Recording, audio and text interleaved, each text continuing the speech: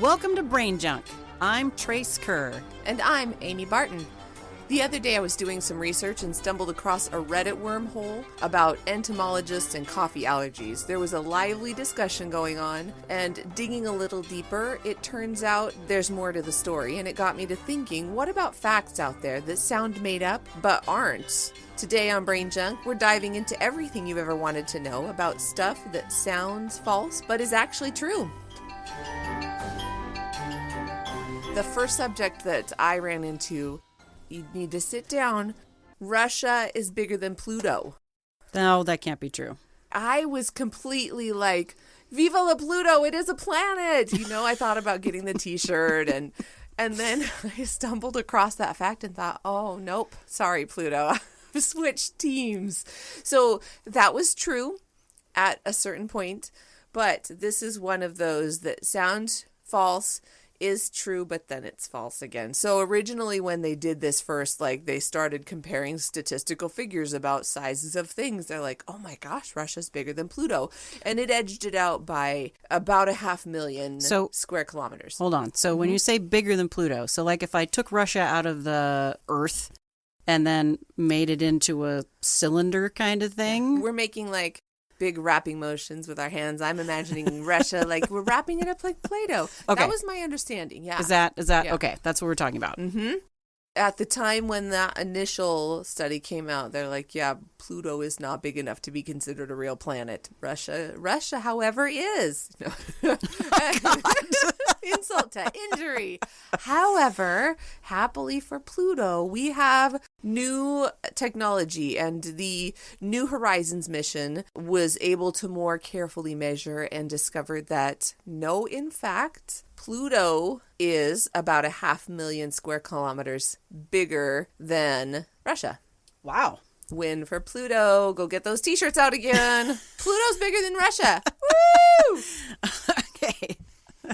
Next big fact, we're going to do a fun self-experiment. With your palm facing up so you can see the underside of your wrist, touch your pinky to your thumb on your right or left hand.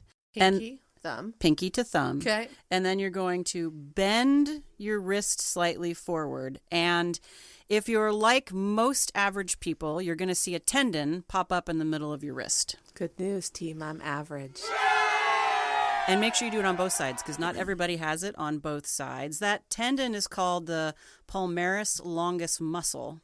And it's one of the things that we have in common with our tree-climbing primate cousins like orangutans. Do they have to shave orangutans' wrists to see this? Are they hairy? No, I don't think so. I'm going to do some Googling. Yeah, okay. You Google. You look that up. Let me know. But if you don't see one, or if you have only one on one side, you're not alone, and you're probably more evolved than the rest of us. I really like the idea of the one on one side, but not the other. Like you're in process. Or is that like you're born partially evolved and you're half done? Yeah, your half of you is more evolved and the other half of you is knuckle dragging through the dirt. Good news, bad news. Yay! But having the palmaris longus varies greatly within Caucasian, African, Asian, and indigenous populations. In fact, in one study of the general population, 4 to 14% of people had a missing palmaris longus muscle. And 8 to 16% of people had bilateral, that's only on one side, the palmaris muscle. Like I said, the reason why you're more evolved if you don't have it is because we don't need it anymore. We used it for climbing trees or like if we walked on our hands, which we don't. So nowadays, if you're lucky enough to have one and you need to repair a droopy eyelid or manage facial paralysis, or sometimes do lip augmentation. We use that tendon because it's, for that. And then you won't have it because they've used it to fix something on you that's broken. That's like carrying a spare tube with your bike. Right? Wow. Yeah. We're less evolved but more prepared. Yes, I love that. That's terrific. Where are we going next? Well, it's along the lines of evolution, but we're talking micro. So one thing I read on Reddit was that entomologists can become allergic to ground coffee. And that is partially true. What actually happens is that when an entomologist studies, for instance, cockroaches, they are in frequent contact with this. And so particular bugs might sting and you might eventually develop an allergy because of frequent contact with that thing. The coffee part comes in, and this is super wonderfully gross.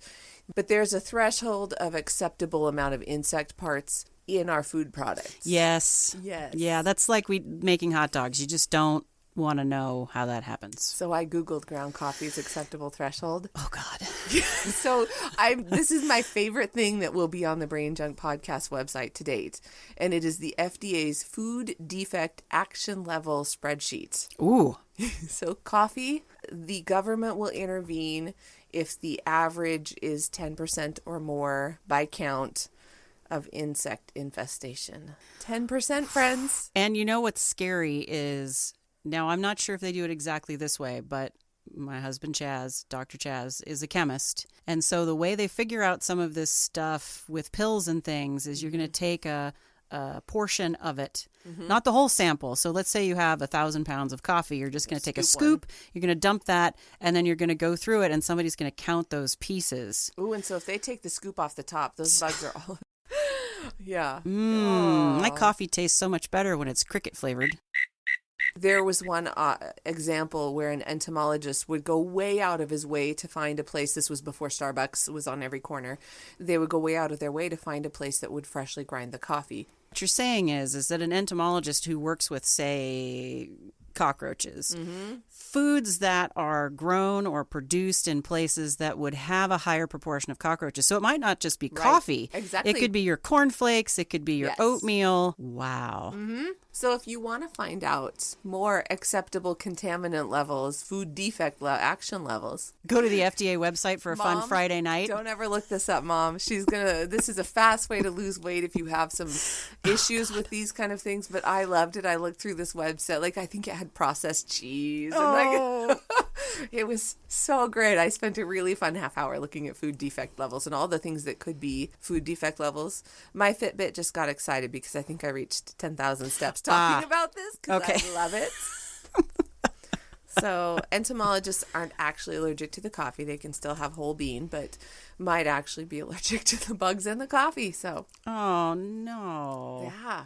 Well, another example of the body doing amazingly horrible things and playing tricks on you is kidney transplantation. So we're going to go in a completely different direction. Instead of allergies, you now have kidney disease, which is not funny. But this is interesting. Most of the time when a person gets an organ transplant, doctors take out the old thing and replace it with a functioning organ. Yeah. When you have a kidney transplant, most of the time they usually leave in the old kidney. Oh, golly. Yeah, the reason why I came across this, again, Reddit. All hail Reddit. There was a person asking about, is this actually true? And a woman said that her husband had 4 kidneys. Oh. And I thought that's absolutely no way. And so then I read all these different white papers, and those are, science papers where, it's got lots of PhDs across the top and research and all that kind of stuff. So I read a bunch of papers, and they do leave them. It's called a heterotopic transplant. That's when you leave the native organ and you put in another one. And the reason why they do this is because taking out a kidney is major surgery. And It's not snip, snip. Well, yeah, and the kidney is so involved in the whole process of cleaning the blood and getting rid of toxins that taking it out and putting in a new one while the new one heals, the patient has to be on dialysis. And they've found that if they just leave the old one in and tuck the new kidney in just a little lower down, it's like you're adding on a block to your subdivision. Yeah, that's what I was just wondering is, do they splice it in above? Below. Or is it travels through the old, doesn't do anything, or doesn't do as much? And then they just tuck it into your pelvis. It's down in there. And they've also found that sometimes the native kidney, the old one, the broken one, will sometimes start to work better when some of the load is taken up by the new kidney. I almost feel like it's kidney shame. Yeah. I'm imagining a divorce situation and the hot new wife, and so the old kidney tries to shape up a little. She's like styling her hair. She's getting some new clothes. Yes. It's exactly. Yeah. Wow. Yeah. So that's your kidneys and the amazing things that they can do or not do. It's kind of amazing. Okay, here's an amazing animal fact. It is not extra kidneys, but I came across a link, and it was probably on Reddit too, but how Dolphins and sea lions have been used in the armed forces. It sounds like one of those crazy World War II things, but it actually had its heyday in the 60s. Dolphins and sea lions, well, let's tell you some statistics. The ability to detect and find targets at very deep depths and very murky waters is greater than that any person could do. My favorite thing that I found when I was reading, they did a test in San Diego in 2011 where they had a diver try to sneak into the harbor 5 times. 5 different times they sent him in, and each time the Navy deployed dolphins and sea lions to patrol the area.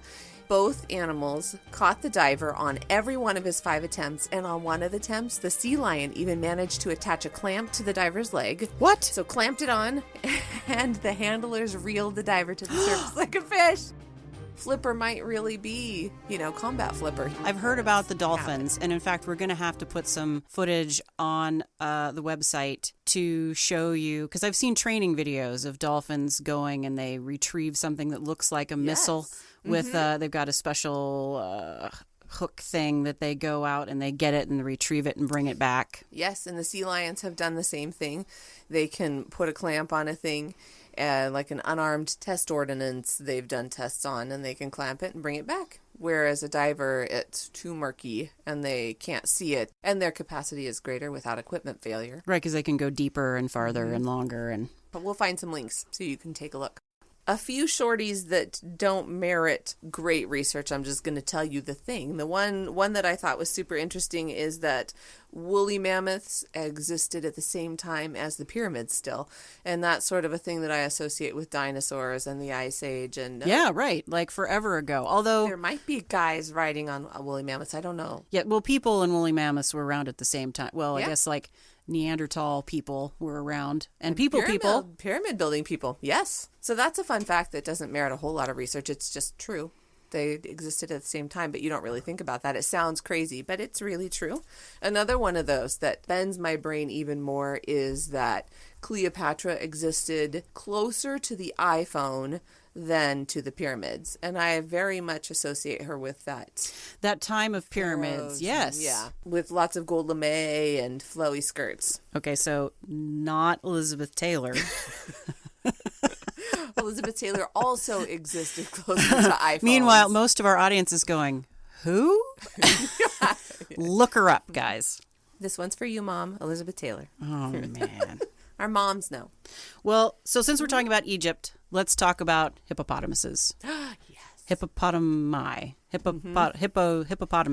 I don't know. So we're going to talk about them. I was looking on Pinterest for fun science things, and one thing that kept coming up was that hippos have pink milk. You'd see a milk bottle and it's got pink stuff in it, and then and I thought, okay. Doing some research and a little bit of a deep dive, no, hippos do not have pink milk. But the reason why people have gotten off on that direction, that tangent, is that hippos have red sweat, sometimes called blood sweat. Hippos secrete hipposudoric acid and norhipposudoric acid, 2 chemicals from glands all over their skin. One of those turns red upon contact with air, and the other turns an orange color. Together, they make a pink sweat. I can't decide if that's more cool because they are like the Romans and I am covered with the blood of my enemies and I'm coming for you, or if it's like they're from Alien and they are oozing acid. I don't know. Oh, I didn't even think about that. Both of those things make me super happy. I like both of those things. But what's cool about this red sweat is it does several things for the hippos. It acts as a sunblock. It acts as a moisturizer. I mean, you think about it, you spend all day in the water. I don't know about you, but I take a shower and I'm all dried out. I can't even imagine spending 8 hours in water. It acts as a water repellent and as an antibiotic. Not only are they pink and cute, and they make their own sunblock, moisturizer, water repellent, and if I could get that all in a bottle, yeah, that'd be I great. wonder if it had the same effect on people. Yeah, one thing I wondered is if it smelled. Yeah, and I didn't find any particular information. Zookeeper. I know. Well, I did watch this great video, which we will put on the website. It was zookeepers talking about this pink milk and debunking it and explaining the whole thing, and they didn't talk about that, but it was something I was curious about. So we've hit on a whole bunch of facts. Yeah, we've been all over the place today, and I think we'd like to close with one final fun fact that Harvard is older than calculus. Okay, now you told me this earlier, but I immediately jumped on Google because I was like, no, it's like from the Greeks. It's like, it's been around forever. We've been using it to measure things and build things. And you're like, no, it's from the 17th century. And I said, that's ridiculous. And then I went online. Now that I found my stats, Harvard is 1636. Calculus is late 17th century when that really developed and clicked in and became a more formalized thing, a mathematical thing. Math isn't my thing. I don't even really know how that's possible. I mean, you're telling me this and we've looked at it and I'm having trouble. You can write to us. Go to brainjunkpodcast.com. If you know more about the history of calculus, let us know and we will talk about it later. Maybe. Unless you send us math worksheets, and then I'm sorry, but it's not going to happen. Come visit us at Brain Junk Podcast. We've got a lot of fun stuff on the website, including more links with, I'm hoping we can find the blood sweat on the hippos. That's what I'm excited to see. Okay. Juxtaposed with some scenes from the movie Alien. We probably aren't allowed to do that. I don't know. No. But hippo blood sweat, and then dolphins and sea lions doing more than we ever could underwater. And maybe a picture of Elizabeth Taylor. And a diagram of perhaps how it looks with all those extra kidneys in there. For this and other fantastic episodes, look for Brain Junk wherever you find your podcasts, like on iTunes and Google Play Store. And if you're into pictures, you can find us on Instagram at Brain Junk Podcast. You can also find us on Twitter at MyBrainJunk. We'll catch you next time when we share more of everything you never knew you wanted to know, and I guarantee you will not be bored.